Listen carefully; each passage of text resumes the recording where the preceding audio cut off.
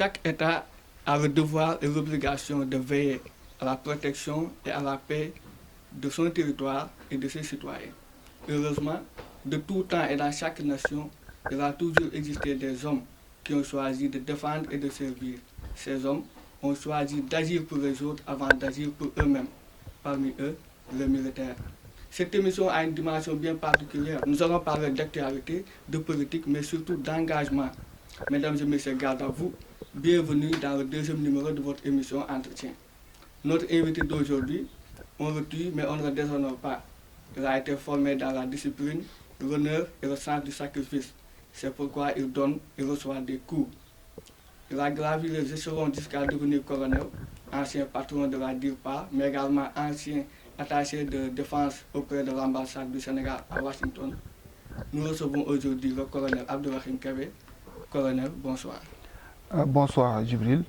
Merci à vous de nous recevoir chez vous. Nous allons vous donner le soin de vous présenter à nos téléspectateurs. Merci Djibril, merci Mara, merci toute l'équipe de Ndaragne pour cette invitation, mais surtout pour l'initiative que vous prenez en tant que jeune. Je salue tous mes parents saint-louisiens. Je suis né à Saint-Louis. Je suis natif de Lille, donc l'ex-rue André Lebon, actuellement rue Khalifa Ababakarsi. Et j'ai étudié à l'école du Nord, donc l'école primaire, et au lycée fédéral de Saint-Louis. Donc un pur produit de Saint-Louis où mes parents sont nés, mes grands-parents, arrière-grands-parents sont nés et enterrés à Tchakendiaï. C'est pourquoi, comme vous le savez, nous aimons tant la ville de Saint-Louis ainsi que la population saint-louisienne. Car nous devons agir dans la solidarité pour pouvoir redonner à notre ville, redorer le blason en tout cas de notre ville. Monsieur le colonel, est-ce que nous pouvons savoir votre cursus au niveau de l'armée sénégalaise? Ah, merci. J'ai fait 38 ans de service militaire. C'est ici à Saint-Louis où j'ai passé le concours des grandes écoles militaires. Et quand j'ai réussi, on m'a envoyé au Maroc, à l'Académie royale militaire de Meknès, pour la formation d'officier. La formation a duré 3 ans. Et après, quand je suis revenu, mon premier poste a été à Dakar Bango. Parce que vous le savez, généralement, on y amène les jeunes officiers pour pouvoir former aussi les nouvelles recrues qui viennent d'arriver. C'est très important. Bon, après cela, j'ai eu naturellement à exercer des commandements à tous les niveaux, c'est-à-dire au niveau de la section. Vous savez, une section de combat dans l'armée compte 36 hommes. Et ensuite, au niveau de la compagnie, qui compte environ 150 hommes. Et après, au niveau bataillon, environ 650 hommes, etc.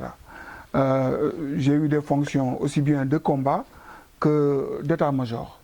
À ce titre, j'ai servi dans des bureaux importants au niveau de l'état-major de l'armée de terre, comme l'état-major général des armées, principalement dans la gestion des ressources humaines et aussi dans la formation en général des militaires. Et j'ai gravi tous les échelons, de sous-lieutenant à colonel, et j'ai aussi franchi tous les obstacles. Parce que quand vous êtes officier dans l'armée, vous savez, il y a des obstacles à gravir. Et nous avons donc 2 éléments, notamment ce qu'on appelle le diplôme d'aptitude au grade d'officier supérieur et l'école supérieure de guerre. L'école supérieure de guerre, précisément, ce n'est pas tous les officiers qui peuvent disposer de ce diplôme, puisque c'est une sélection rigoureuse, et je peux dire que généralement 5% des officiers peuvent avoir ce diplôme qui les destine à de hauts commandements militaires et civils. Autant dire que vous avez eu à occuper toutes les fonctions qu'un officier peut avoir, finalement. Exactement, toutes les fonctions, et les hautes fonctions, les fonctions valorisantes qui demandent une certaines capacités, en tout cas humaines. D'accord. Merci à vous pour cette présentation. Actualité oblige, nous allons parler du coronavirus. Cette épidémie a fini par s'installer dans le monde et n'a pas épargné notre pays. Quel lecture pouvez-vous en faire? Oui, vous savez, le coronavirus, c'est une pandémie qui n'épargne aucun pays. Mais je pense qu'au-delà de tout ce qu'on dit, il faudrait examiner la dimension spirituelle de cette pandémie. Vous savez que pratiquement chaque siècle, il y a une pandémie de cette nature. Si vous voyez l'histoire des pandémies, 430 à 426 avant Jésus-Christ, il y a eu une peste qu'on appelle la peste d'Athènes et qui a décimé pratiquement le tiers de la population d'Athènes. Il y a eu ensuite plus tard, en 1437 je crois, il y a eu une autre pandémie, la peste noire qui est venue de Chine et qui a fait aussi des millions de morts dans le monde. Mais je pense qu'il faudrait qu'on pense à la dimension spirituelle. Cela veut dire quoi? Cela veut dire que Dieu se manifeste aux hommes pour leur dire que je suis là et je suis le seul qui détient la puissance. Je suis l'omnipotent, je suis l'omniscient et vous devez savoir que je suis là malgré le pouvoir que vous pouvez acquérir graduellement de jour en jour. Et je crois que celui qui ne le voit pas comme ça va rater le coche. Cette maladie, on a vu les pays les plus puissants. L'exemple des États-Unis est là, qui est le pays le plus affecté et ils sont en train de tergiverser, ils n'ont pas encore de solution. Personne n'a de solution. Seul, donc Dieu détient la solution, mais ce qu'il veut, c'est que les êtres humains puissent se rappeler à lui, qu'ils sachent qu'il est le seul, l'unique. Et si on le sait, je crois que l'humanité pourra évoluer dans le bon sens. Mais colonel, après cette leçon d'histoire, que doit-on dire aux personnes qui ne croient pas à l'existence de cette maladie? Il faut qu'ils sachent que c'est une maladie qui existe. Et comme on le dit à Wolof, yàlla nee na nit ku nekk dafay bay wàllam comme ça yàlla fekk la fa. La maladie est là, qui tue. Il faudrait qu'on le prenne sérieusement, sinon on devient criminel. C'est ce que je dis tout le temps. Pourquoi? Si on prend le cas du Sénégal, vous savez, on a une population essentiellement jeune. Cette population, généralement, peut être affectée par le virus, mais ne tombe pas malade, c'est-à-dire reste asymptomatique. Après, le jeune est guéri. Mais le problème est que le jeune qui atteint le coronavirus et qui n'a pas de symptômes, il va aller chez lui et les transmettre à ses parents. Donc, chacun doit penser à cela. Vous allez entrer dans vos maisons et après, il y a les parents qui sont là, qui sont vulnérables et qui vont choper la maladie et qui vont en mourir. Et de plus en plus d'ailleurs, il est dit que les jeunes sont affectés. J'ai vu hier à la télé, CNN, on a vu une jeune fille, je crois, de une dizaine d'années, qui est atteinte par le coronavirus. Donc de plus en plus, les jeunes sont affectés. Donc il faut le croire sérieusement et puis faire ce qu'on doit faire, en tout cas prendre les mesures qui s'imposent pour minimiser l'impact.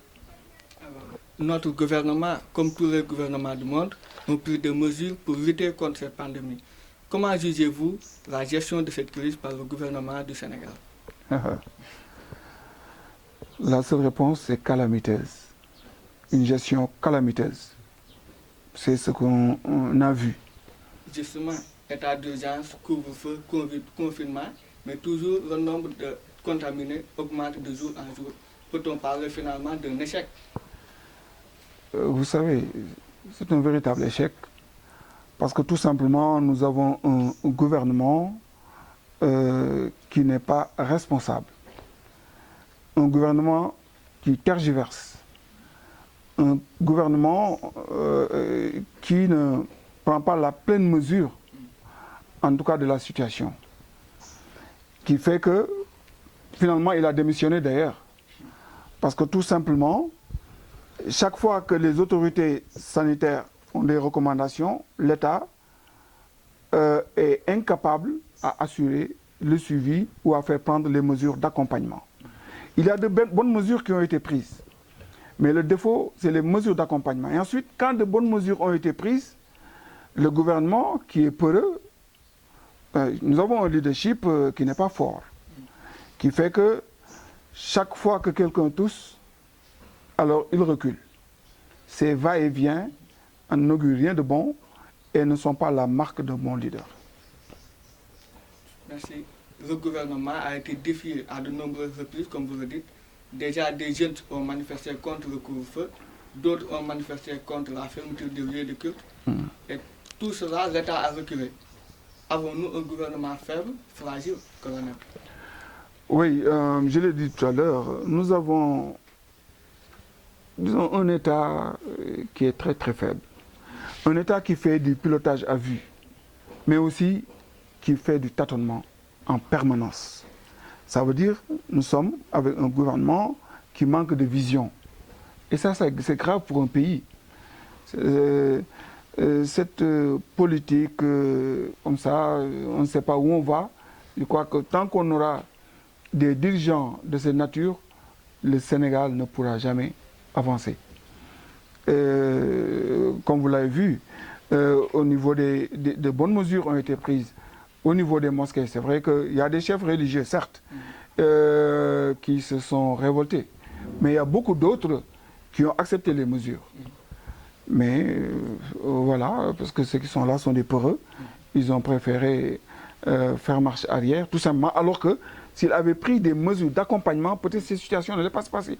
Et même ceux qui se sont manifestés n'allaient pas le faire si le gouvernement en amont avait pris les bonnes dispositions pour permettre à chacun de supporter les mesures qui sont prises, c'est-à-dire le confinement, le couvre-feu, etc., et les prières dans les mosquées. Mais rien n'a été fait, donc les populations sont obligées de pousser le gouvernement. Et nous avons finalement un gouvernement plutôt réactif que proactif. Mais faut-il toujours jeter réponse sur le gouvernement? La responsabilité n'incombe-t-il aussi pas à la population? Oui, vous avez parfaitement raison. Le gouvernement est le plus grand responsable, mais la population a une part de responsabilité. Parce que tout simplement, en certains moments, on a vu un problème de discipline qui s'est posé. Et il faut savoir qu'un État, une nation, ne peut émerger que quand les habitants, les populations sont disciplinées.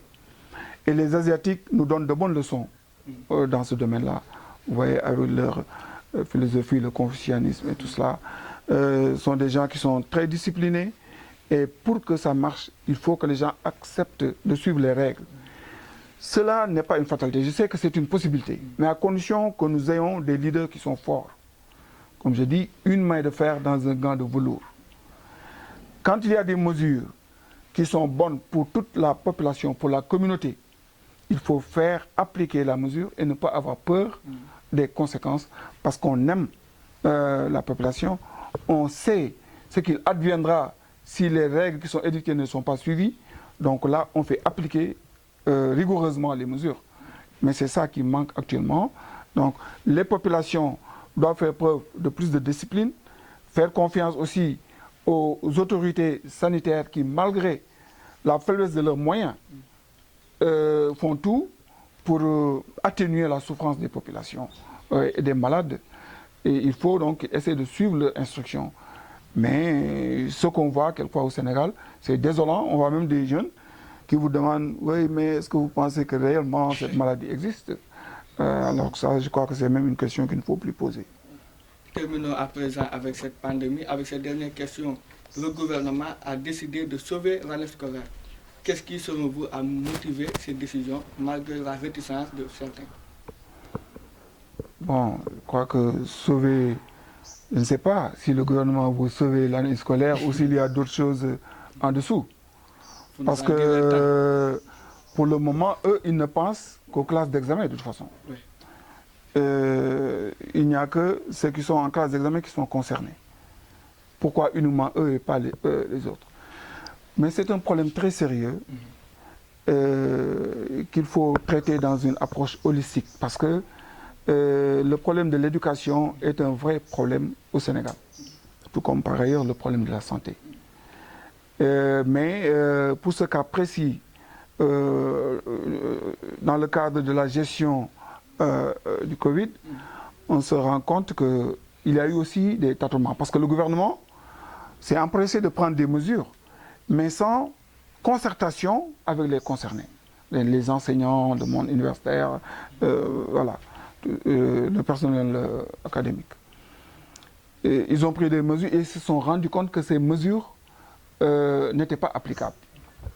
Résultat des courses, comme toujours, comme ils ont l'habitude de le faire, ils reviennent sur leurs décisions, etc. Donc, c'est du tâtonnement. C'est toujours du tâtonnement. Mais aussi, en dehors de cette gestion, de cette mauvaise gouvernance donc, de l'État par rapport à ces situations, il faut dire que l'enseignement au Sénégal pose problème. Mais le Covid nous aura appris qu'il faut que les enseignants, il faut que les universités, les lycées acceptent en tout cas d'évoluer, de voir aussi nos systèmes d'enseignement. Parce qu'au Sénégal, moi je suis dans les deux universités, l'UGB et l'UCAD, mais nous sommes toujours dans les méthodes archaïques. Il faudrait que ces situations soient revues si on veut vraiment entrer dans la modernité et former des jeunes qui sont compétents, aptes à affronter le monde de demain. Merci, colonel. Vous avez été aux États-Unis. La mort de George Floyd dans ce pays a suscité un engouement dans le monde. Et cette vague de contestation s'est essuyée jusque chez nous, avec des personnes qui se sont révoltées pour réclamer le déboulonnement du statut fédéral. Quelle est votre idée là-dessus? Bon, tout d'abord, je vais vous dire que aux États-Unis, le racisme est structurel et systémique. Même si le rêve, disons, de Martin Luther King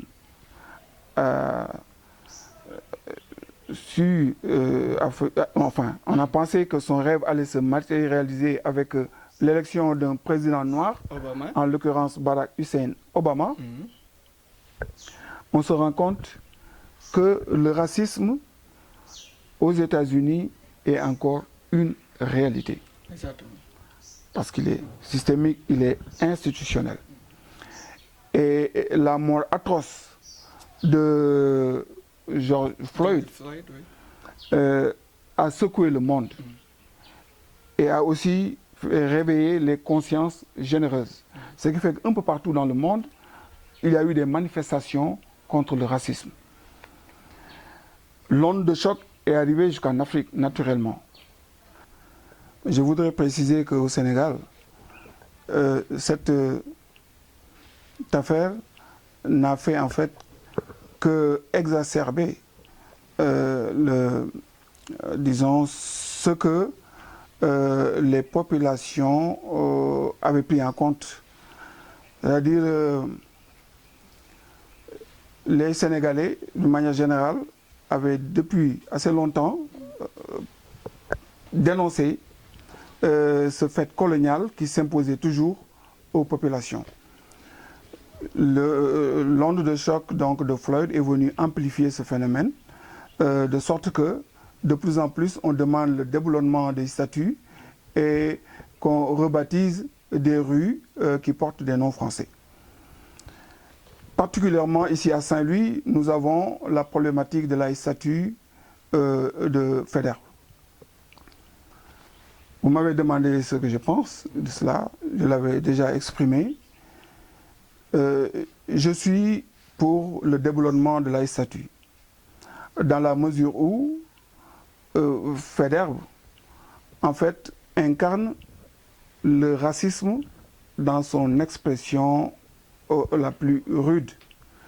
N'oubliez pas que cette statue a été implantée ici au Sénégal 2 ans après que le célèbre théoricien du racisme, de la supériorité blanche sur la supériorité noire, s'est exprimé.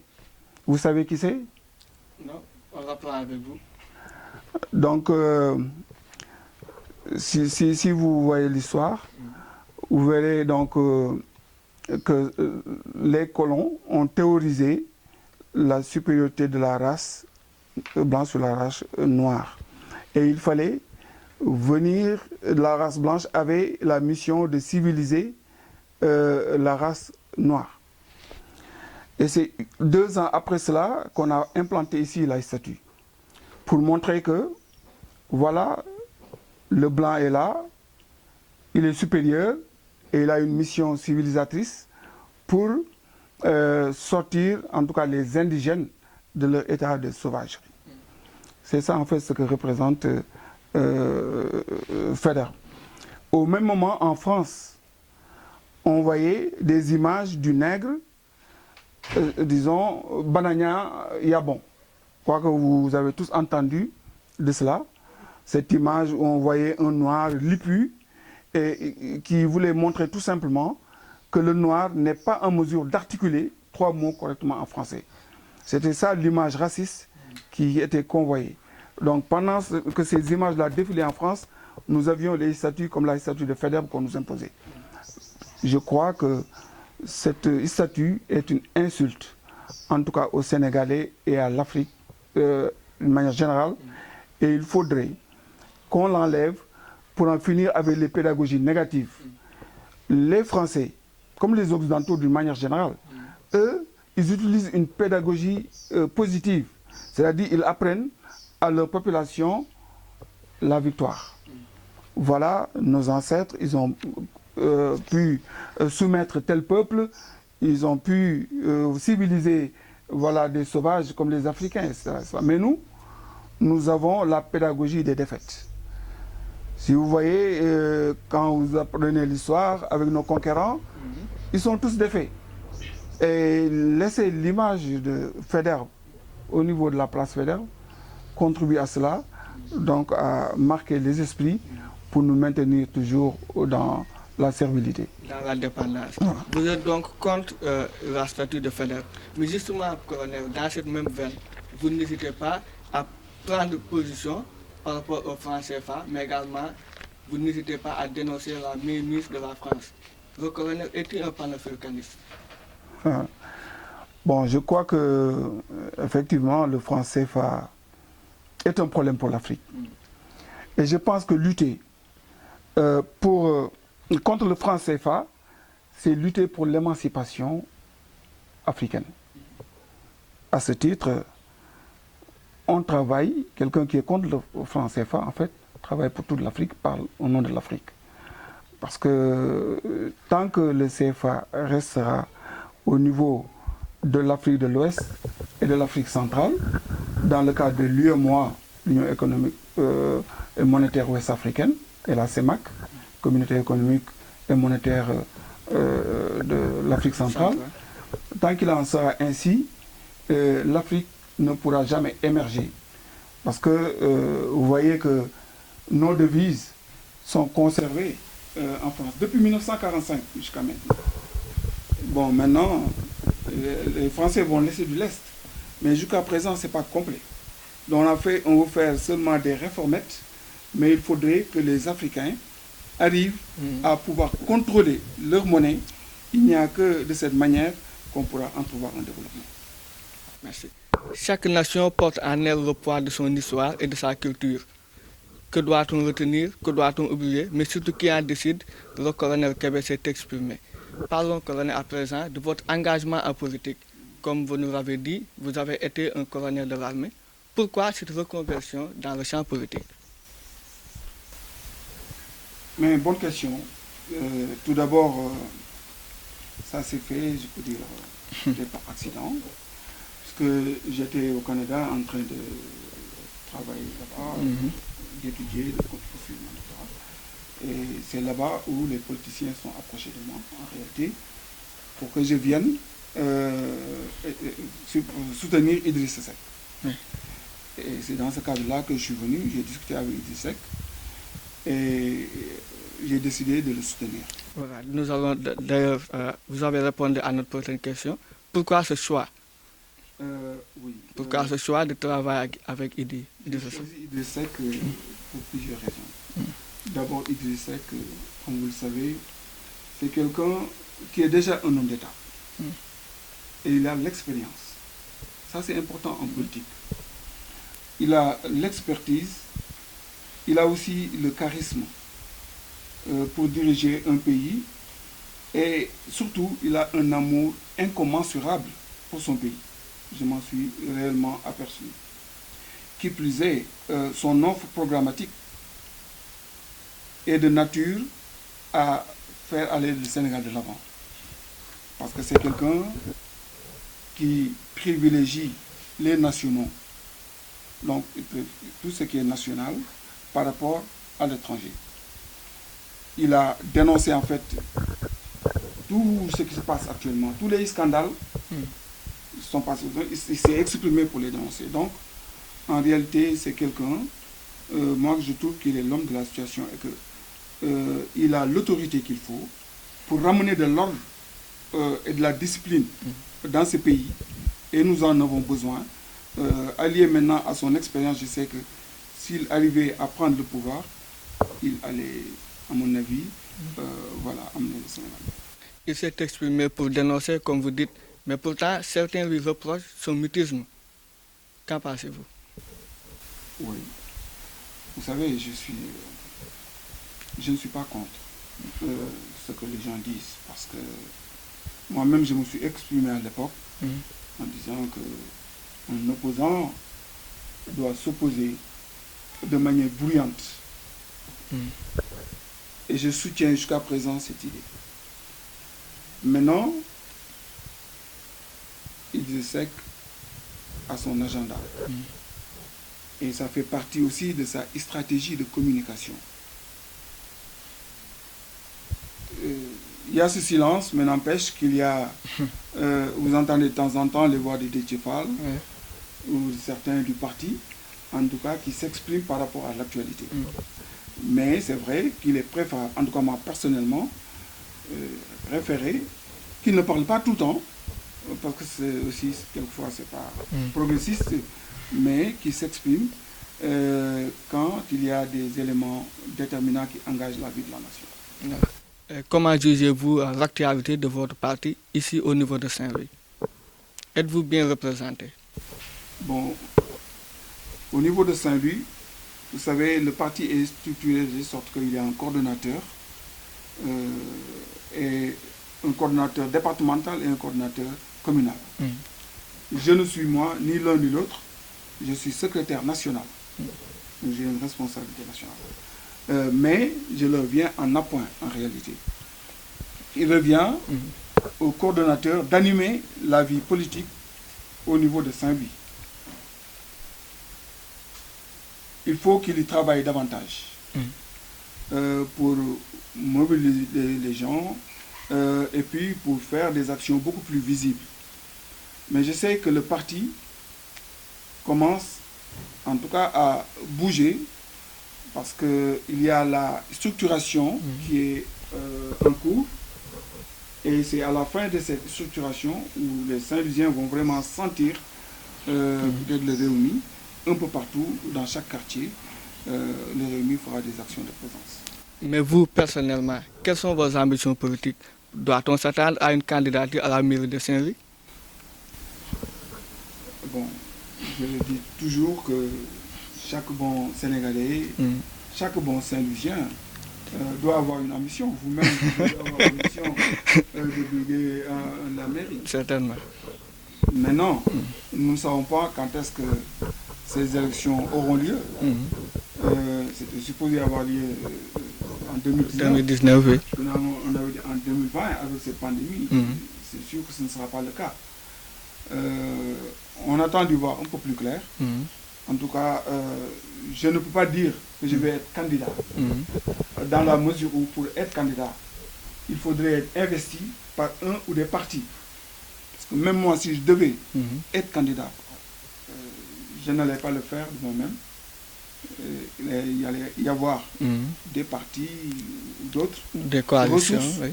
qui vont venir pour qu'on forme une coalition pour y aller ensemble. D'accord. Mais vous avez joué le rôle de médiateur lorsqu'il y a eu des affrontements entre pêcheurs et forces de l'ordre. Pourquoi ce geste? Était-ce un geste de simple bon office ou bien c'était un acte politique? Oui, je vous dirais d'emblée que c'est un geste de bon office. Dans la mesure où la situation était très grave à Saint-Louis, vous avez vu les destructions qu'il y avait d'installations, de bâtiments et même de pirogues, avec des arrestations de jeunes qui étaient quand même problématiques. Il fallait réagir. Et il y a eu certes des tentatives, mais pratiquement toutes les tentatives de négociation ont avorté. C'est dans ce cadre-là que j'ai décidé moi-même de jouer les bons offices et d'aller directement voir les jeunes en espérant me faire entendre ce qui a été fait et je crois que ça a réussi. Bientôt les élections présidentielles, pensez-vous que le président va se représenter pour un troisième mandat? Vous savez, le troisième mandat, moi je le dis fermement, était dans la tête du président de la République avant le coronavirus. Mais je crois qu'avec l'avènement de cette pandémie, avec les scandales aussi qui ont émaillé la gestion de cette pandémie, le président, je le crois, est intelligent. Il va beaucoup faire attention, surtout que les leçons nous viennent du Mali et d'autres pays. Il doit savoir que non seulement le peuple n'est pas content dans la mesure où il a été spolié de sa victoire, la victoire électorale a été usurpée. C'est pourquoi d'ailleurs il y a actuellement des difficultés, parce que quand on usurpe des résultats, on ne peut pas diriger comme il faut parce qu'on n'a pas l'adhésion populaire. C'est pourquoi il y a ces mécontentements un peu partout. Maintenant, le troisième mandat, à mon avis, doit être rangé dans les toits. Il ne peut plus y penser. Maintenant, vous savez, le pouvoir grise et finalement, je crois que les tenants du pouvoir sont quelquefois sourds et aveugles. Ils sont sourds à la clameur populaire, mais Macky Sall, en tout cas, ne doit plus penser au troisième mandat. Parce que ce serait un suicide. Le peuple ne l'acceptera pas. Candidat en 2007 et en 2012, Idrissa Seck sera-t-il une nouvelle fois le candidat de votre parti? Vous savez, le Réumi aussi est un parti organisé et ce sont les militants du parti qui, en temps opportun, décideront de qui sera le candidat aux élections présidentielles 2024. Je peux tout simplement dire que rien ne s'oppose à ce que le président Idrissa Seck soit candidat, parce qu'il a une grande expérience et il a vraiment des atouts certains à faire valoir, et les Sénégalais lui font confiance, de sorte qu'il ait une chance pour le Sénégal. Je pense qu'il va exploiter aussi cette possibilité et qui sera aussi une chance pour le Sénégal. Sinon, ce serait pour moi du gâchis de ne pas lui confier la présidence de la République du Sénégal. Mais colonel, pour terminer avec cette actualité politique, certaines voix se lèvent pour dire votre rapprochement avec le parti Pastef, notamment avec son leader Ousmane Sonko. Quel commentaire, colonel? Mais écoutez, le président Ousmane Sonko est quelqu'un que j'admire. C'est quelqu'un aussi qui est en train de faire un excellent travail sur le terrain, qui est un vrai patriote. Et j'aime ce volet de patriote, Ousmane Sonko. Il a beaucoup de qualités que les Sénégalais découvriront. En tout cas, il a des qualités humaines. Il a la compétence qu'il faut aussi pour diriger ce pays. Mais c'est quelqu'un qui est en mesure d'apporter du sang neuf dans la politique sénégalaise. Il ne faut pas que les Sénégalais aient peur du changement. ce qu'ils appellent, vous avez parlé tout à l'heure de révolutionnaires. Il ne faut pas qu'on ait peur de cela. Être révolutionnaire ne veut pas dire quelqu'un qui va venir, un anarchiste, pour venir tout détruire, etc. Mais c'est oser changer le système, changer la nature de faire la politique, parce que nous savons que le système politique actuel est pourri et qu'il faut un vent nouveau pour apporter le changement. Et dans ce cadre, je crois que le président Sonko a de bons jours devant lui, en tout cas pour amener aussi le Sénégal dans la voie du progrès. Vous avez parlé tout à l'heure de révolutionnaire, attaque contre le gouvernement, discours musclé. Êtes-vous un révolutionnaire, colonel? Et vous avez également été plusieurs fois interpellé par la police. Oui, ça il faut peut-être voir ce que le commandement, le gouvernement pense de cela. Le gouvernement qui est toujours affolé, qui manque de sang-froid, quand il voit quelqu'un qui est là et qui est proche du peuple. En réalité, comme je le disais, je ne suis pas un anarchiste. Mais si être révolutionnaire, c'est vouloir asseoir une rupture dans la politique, dans la manière de faire de la politique, si être révolutionnaire, c'est vouloir aussi changer fondamentalement le système,